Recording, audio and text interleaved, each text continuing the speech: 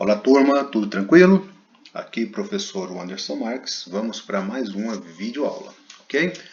Vamos começar a tratar agora das questões geopolíticas envolvendo os estados americanos, os países da América, estado com E maiúsculo, né? Antes, deixa eu só fazer um comentário básico com vocês a respeito das subdivisões do continente, lembrando que existem duas formas principais de dividir as Américas. A primeira é sob o ponto de vista físico-geográfico, a segunda é sob o ponto de vista histórico-cultural. Pensando do ponto de vista físico e geográfico, as Américas são três: América do Norte, Central e do Sul. A América do Norte ela é composta por México, Estados Unidos e Canadá. A América do Sul, a partir da Colômbia aqui, Venezuela, Guiana Francesa, Suriname, Equador, Peru, Bolívia, Chile, Argentina, Uruguai, Paraguai e Brasil. E a América Central, de Belize até o Panamá, sendo que essa parte continental é chamada de América Central Istmica e essa parte de ilhas chamada de América Central Insular. As grandes ilhas, como por exemplo Cuba, Haiti, República Dominicana, são chamadas de Grandes Antilhas. As ilhazinhas menores, algumas que nem aparecem aqui por causa da escala do mapa, são chamadas de Pequenas Antilhas, tipo Trindade e Tobago, Antigua e Barbuda, São Cristóvão e Neves, enfim. Essa é a divisão física, América do Norte, América Central, América do Sul. Na divisão histórico-cultural, a gente tem a América Latina e a América Anglo-Saxônica, sendo que a América Latina vai pegar do México, a América Central e a América do Sul toda.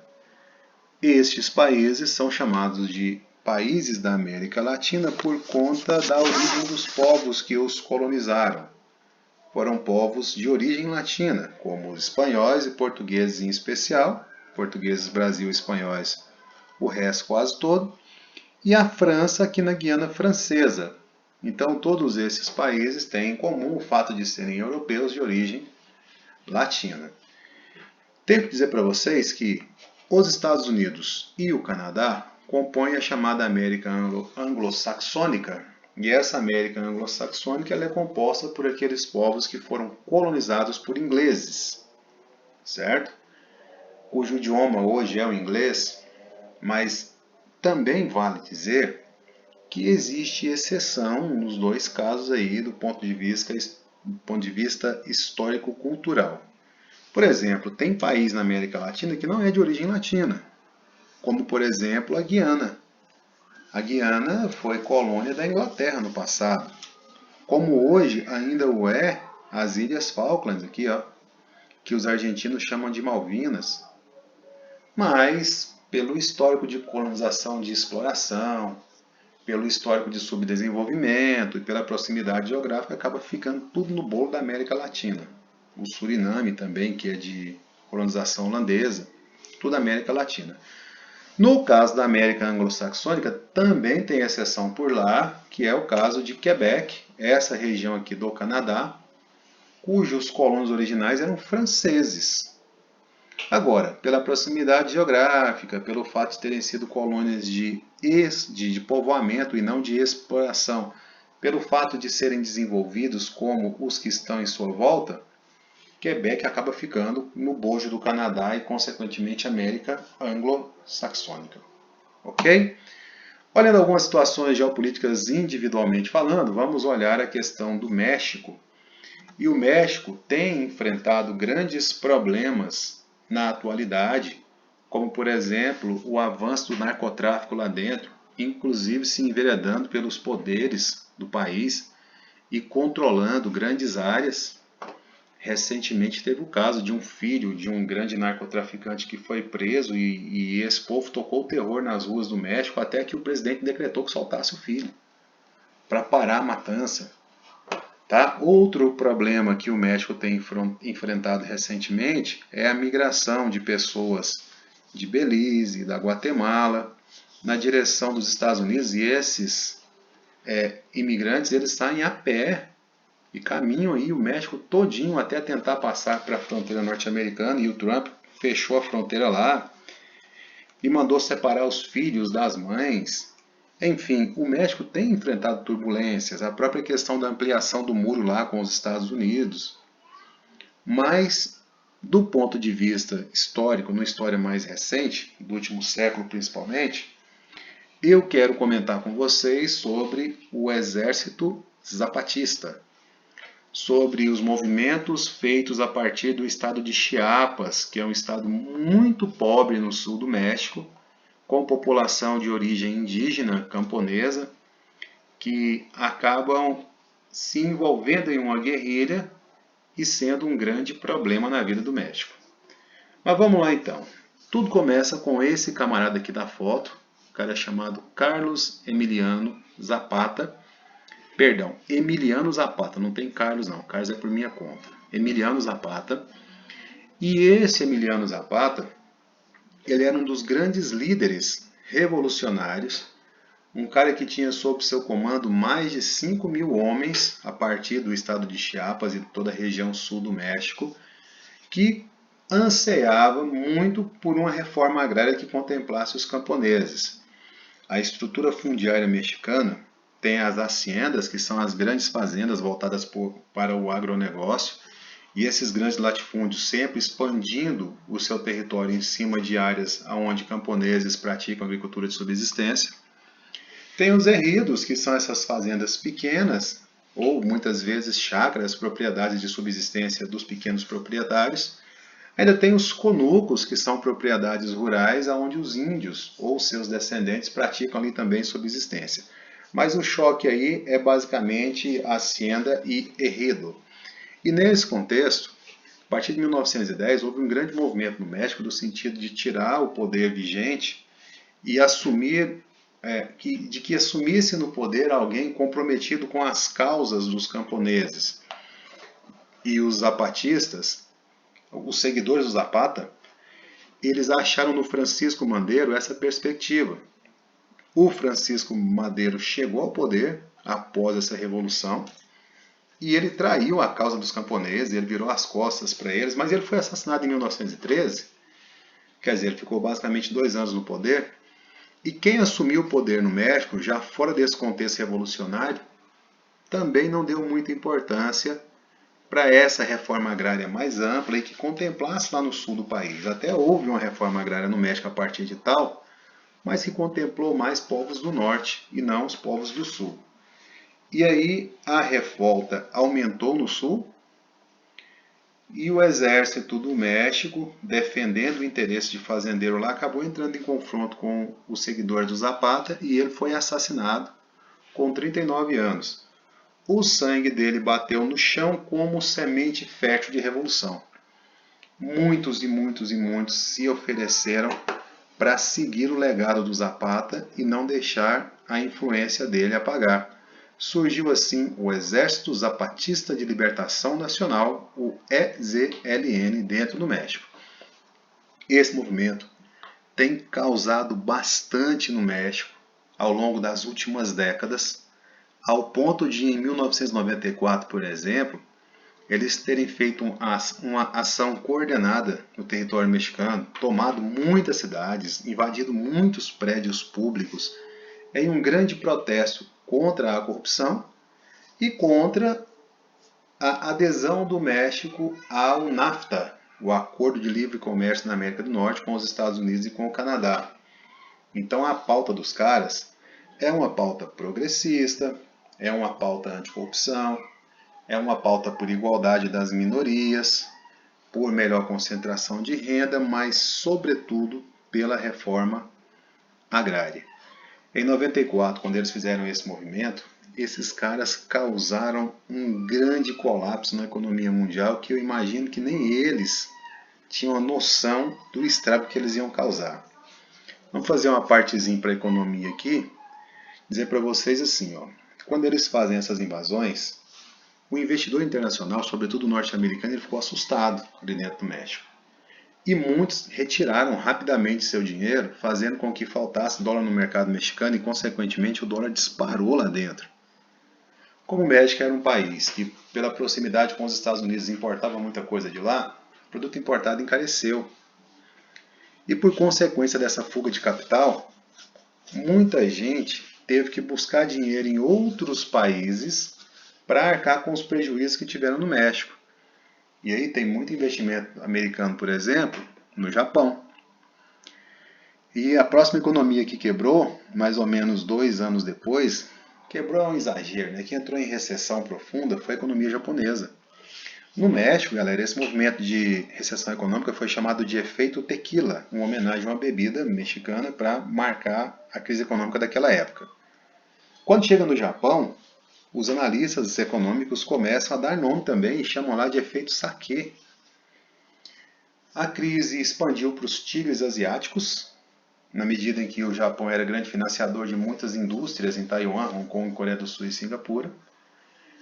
E aí, os grandes analistas internacionais de economia, essas agências que prestam serviço para quem quer fazer investimento, começaram a apostar que a bola da vez seria a Rússia, país emergente, recém-saído do modelo socialista.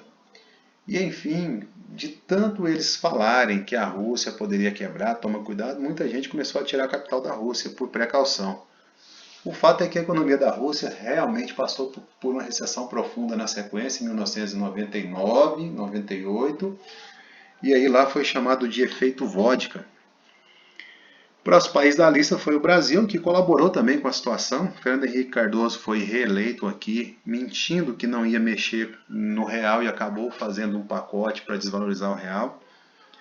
Aí o PT aqui, que na época era oposição, propôs greve geral, fez uma bagunça no país que acabou colaborando com essa situação toda também. O Brasil já passava por problemas econômicos como crescimento do desemprego, perda do poder de compra, aumento da inflação, um aumento assim, não nos níveis da década de 80, né? Mas aumento da inflação e, consequentemente, lá em Minas Gerais, o governador Itamar Franco decretou moratória.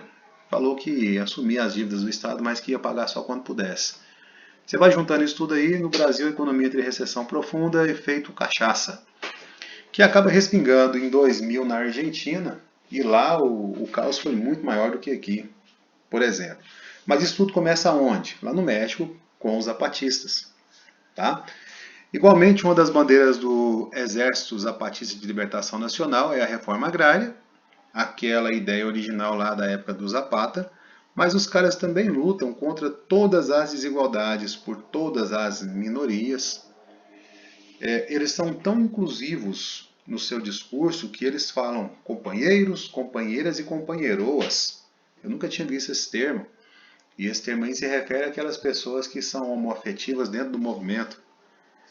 Pessoal, eu coloquei aqui duas imagens, né? Uma imagem de um print de uma notícia do ano de 2000, janeiro de 2000, falando sobre o exército zapatista dentro do México, dizendo que eles vão defender uma região do país de megaprojetos do governo. E esse cara aqui é o subcomandante Marcos, um ser, como que eu vou dizer? Um ser atípico, caricato, que era o porta-voz durante muitos anos do exército zapatista. Ele surgia montado em um cavalo, usando essa espécie de touca ninja aí com um buraco nela para poder pôr o charuto na boca. E dava entrevista para a imprensa, e fazia negócios, fazia acordos com o próprio governo. Ele falava em nome do exército zapatista.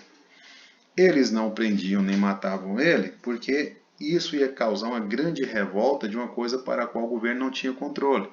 Porque eram milhares e milhares de guerrilheiros. Se esses caras, quando quiseram, tomaram muitas cidades dentro do México, imagina o que eles não podiam fazer com muita revolta. Né? Até que em 2014, o subcomandante Marcos, que era um cara que ninguém sabia quem era, ele se assumiu enquanto identidade, Rafael Sebastian Hillen Vicente, e ele aposentou o personagem, dizendo que estava abrindo espaço para as novas gerações do exército zapatista. Certo? Então, no México, o exército zapatista, com origem no estado do Chiapas, lá no sul, luta por questões sociais, pelas minorias, por reforma agrária e principalmente por melhorias na economia do Chiapas, melhorias estruturais, como saneamento básico, energia elétrica, asfalto, essa coisa toda. Beleza? Próximo país que a gente vai analisar aqui é o Canadá. E o Canadá apresenta alguns problemas de ordem interna, nada do ponto de vista armado, mas sempre político, com relação à busca de autonomia e movimentos separatistas. Por exemplo, aqui tem o Nunavut, que é o estado em que habita um povo nativo canadense chamado de Inuits, que nós conhecemos aqui por esquimós. Esse povo nativo ele não se identifica nem com o inglês nem com o francês que está aqui dentro, com os franco-canadenses, anglo-canadenses, enfim, eles se sentem um povo à parte ali e eles sonhavam em ter uma autonomia, coisa que dificilmente vai acontecer. Mas a treta mais séria que acontece no Canadá está em relação ao estado de Quebec, que é um território franco-canadense de religião católica, de idioma francês, no meio de um país que é protestante e de idioma inglês. Estes franco-canadenses, por serem minorias, eles sempre sofreram muito preconceito e xenofobia dentro do país, mas também eles não gostavam muito dos que não eram deles, dos anglo-canadenses que falavam inglês. Eles se negavam em falar o inglês ou emitir documentos oficiais só em inglês ou alfabetizar os seus filhos em escolas que falavam só do alfabeto inglês. E começou uma luta separatista dentro de Quebec. Essa luta baseada na questão histórica, na questão étnica e, sobretudo, na questão religiosa. O fato é que, depois de muita luta, em 1969, houve o reconhecimento nacional, por parte do país todo, do idioma francês. E o francês passou a ser utilizado na escola, nos documentos oficiais, e o Canadá passou a ter dois idiomas, inglês e francês. Em 1980, rolou um plebiscito no Quebec para saber a opinião da população local sobre a questão separatista, se eles queriam separar do Canadá ou não. E nesse plebiscito, a maioria votou por continuar vinculado ao Canadá. Por quê? Porque já se sentiam relativamente contemplados em seus anseios de reconhecimento, enfim, essas coisas aí associadas à língua e à religião. Em 87, os separatistas conseguiram maior autonomia sobre a política e economia da província, fato que arrefeceu ainda mais os ânimos associados ao separatismo, certo? Existem outros lugares no Canadá, como por exemplo o território de Alberta, onde sempre tem aquele discurso separatista, mas é mais ou menos parecido como a questão do Sul aqui no Brasil, ou de São Paulo aqui no Brasil. É uma coisa assim, de leve, sem luta armada, com alguns discursos inflamados, mas não passa muito disso. Show? Essa então é a questão de Quebec no Canadá, um movimento separatista que tem associação com a questão histórica, cultural e religiosa na província de Quebec em relação ao restante do Canadá, que é anglo-canadense, e eles são franco-canadenses. Show? Vou parar por aqui então. Grande abraço para todo mundo e até a próxima videoaula.